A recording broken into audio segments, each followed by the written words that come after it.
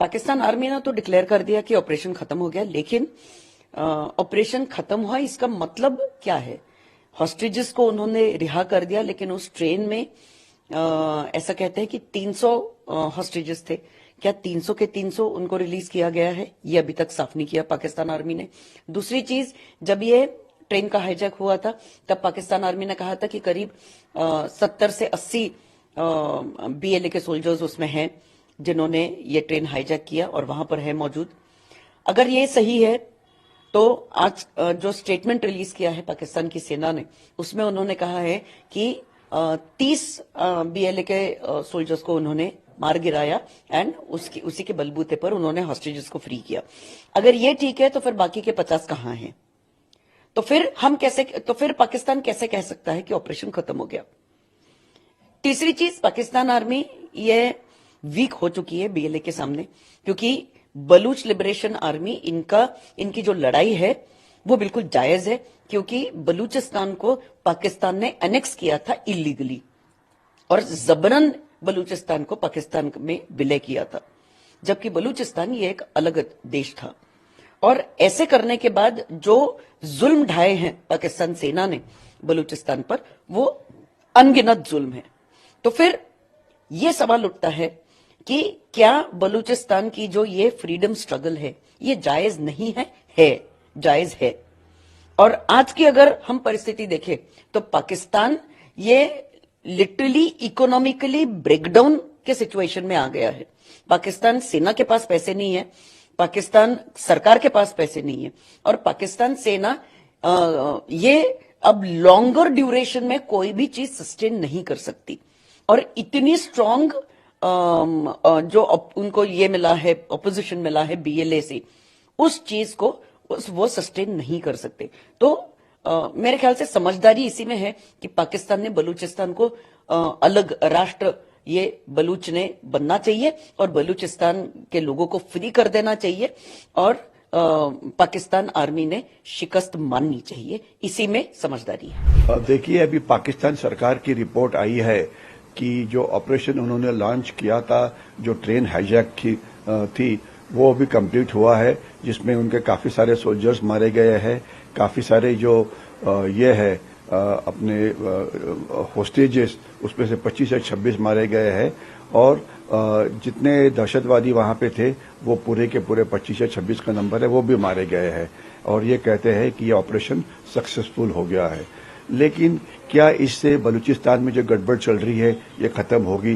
तो इसका short answer है कि नहीं, क्योंकि अगर आप इतिहास देखें पिछले कुछ महीनों का और पिछले कुछ सालों का, ये जो बलूची जो हमले हैं ये पाकिस्तान के बलूचिस्तान प्रांत में, खास तो चाइना पाकिस्तान इकोनॉमिक कॉरिडोर के ऊपर ये बढ़ रहे हैं। लेवल ऑफ वायलेंस काफी सारी बढ़ी हुई है। और ये हमले किसके ऊपर हो रहे हैं? तो ये हमले जो पाकिस्तान के सैनिक है उनके ऊपर हो रहा है, पाकिस्तान के जो सैनिक की पोस्ट है उसके ऊपर हो रहा है, जो अर्धसैनिक दल है फ्रंटियर कोर उनके ऊपर हो रहा है, जो प्रोजेक्ट्स अलग अलग काम कर रहे हैं इस रास्ते के ऊपर उनके ऊपर हो रहा है, जो चाइनीज सिटीजन्स वहां पे आते हैं काम करने के लिए प्रोजेक्ट्स के ऊपर, उनके ऊपर हमले हो रहे हैं। और अगर आप उसकी स्टैटिस्टिकल डेटा देखें तो ये जो फिगर्स है ये काफी बड़ी है, और इसके खिलाफ पाकिस्तानी जो आर्मी है ये एंटी टेररिस्ट ऑपरेशन कर रही है, लेकिन जो कामयाबी उनको मिलनी चाहिए वो नहीं मिल रही है। मैं आपको एक ही एग्जांपल दूं कि पहले ट्रेडिशनली 85% ऑफ पाकिस्तानी आर्मी ये इंडिया पाकिस्तान बॉर्डर के ऊपर तैनात होती थी, लेकिन अभी मोर देन 50% जो है ये बलूचिस्तान और खैबर पख्तूनख्वा में एंटी टेररिस्ट ऑपरेशन कर रहे हैं। यानी कि उनके जो प्रॉब्लम्स है इतनी ज्यादा है कि 50% से ज्यादा आर्मी की ताकत इसके ऊपर खर्चा हो रही है, और इसके बावजूद इस रोड को वो प्रोटेक्ट नहीं कर पा रहे हैं। ऑलमोस्ट $60 बिलियन की जो इन्वेस्टमेंट चाइना ने की हुई है सीपेक कॉरिडोर के ऊपर, उसमें से जो रिटर्न है बिल्कुल जीरो है।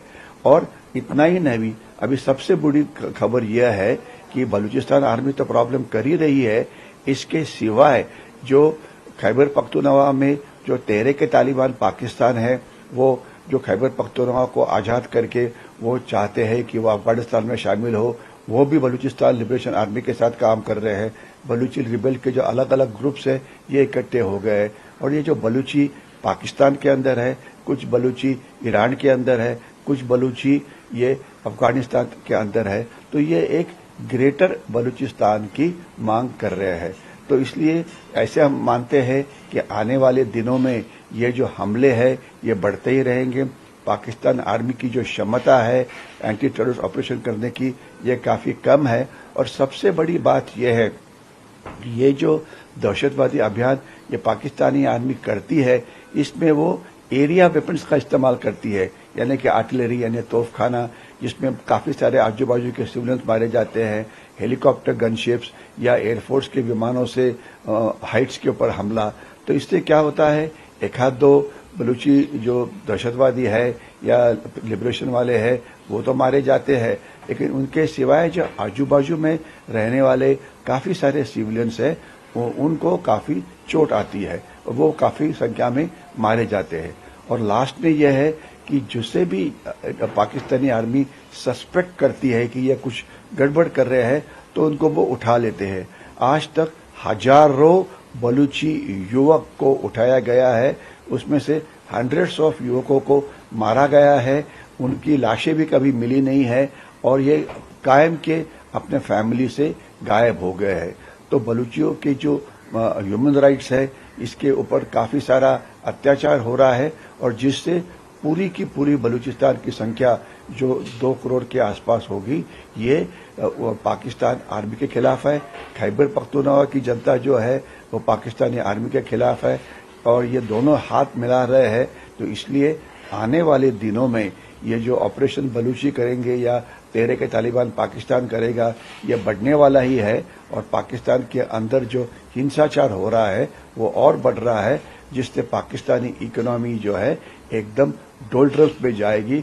लेकिन इसके बावजूद पाकिस्तान सीखने के लिए तैयार नहीं है। लेकिन इतना ही कह सकते हैं कि 2025 will be a very violent year in the history of Pakistan. Bharat को कैसे इस पूरे मामले पे नजर रखनी चाहिए और भारत का अप्रोच देखिए, जब तक भारत का सवाल है, बलूचिस्तान ये भारतीय सीमा से काफ़ी दूर है, और खैबर पख्तूनख्वा तो अफगानिस्तान के बॉर्डर के साथ है, तो इसलिए उनके जो कोई लोग हैं शरणागति के लिए भारत में तो नहीं आ सकते, वो जाते हैं या तो ईरान में या अफगानिस्तान के अंदर, तो डायरेक्टली हमारे के ऊपर असर नहीं होता है। लेकिन काफ़ी बार ये किया जाता है कि जब पाकिस्तान इस प्रकार के लोगों के खिलाफ कार्रवाई नहीं करता तो वो भारत के ऊपर आरोप करता है कि ये आपके कारण हो रहा है। अगर बलूची इतिहास देखे तो ये 47 से ये चल रहा है कि जब बलूचिस्तान पाकिस्तान में शामिल होने के लिए तैयार नहीं था, और उसके बाद अगर आप पिछले 75 साल का इतिहास देखें तो 3-4 बार बड़े बलूची उठाव हो गए हैं, अपराइजिंग हुए हैं, जब बलूचिस्तान पाकिस्तान से अलग होना चाहता था, लेकिन वो हो नहीं पाया है। तो पाकिस्तान भारत के ऊपर आरोप लगाता रहेगा कि आप गड़बड़ कर रहे हैं, लेकिन इसके ऊपर उनको कभी प्रूफ ही नहीं मिला हुआ है। लेकिन फैक्ट ऑफ द मैटर यह है कि बलूचिस्तान के लोग उनके खिलाफ है, लेकिन पाकिस्तान कुछ चीजें भारत के खिलाफ कर रहा है, क्योंकि दहशतवाद में पाकिस्तान काफी एक्सपर्ट है। लेकिन अभी पाकिस्तान ने अपने टैक्टिक्स बदली कर दिए हैं। अभी जिस प्रकार से वो दहशतवादी सीमा के अंदर भेजते थे, जिस प्रकार से बॉम्ब ब्लास्ट होता था, जिस प्रकार से दहशतवादी हमले होते थे, अभी उस प्रकार के हमले कश्मीर के अंदर भी नहीं हो रहे हैं, बल्कि अभी पाकिस्तान नारकोटिक्स यानी अफू गांजा चरस को भारत के अंदर ड्रोन की मदद से भेज रहा है। तो भारत में नार्को टेररिज्म जो है ये काफी बढ़ेगा, ये आपको समझ में आना चाहिए। तो हमें ये अलग अलग प्रकार का जो दहशतवाद है उसके लिए तैयार रहना पड़ेगा। बलूचिस्तान से कोई आएगा, दहशतवादी आएंगे, ये घटना कम होगी, लेकिन ज्यादा जो है वो होगी आपकी नार्को टेररिज्म।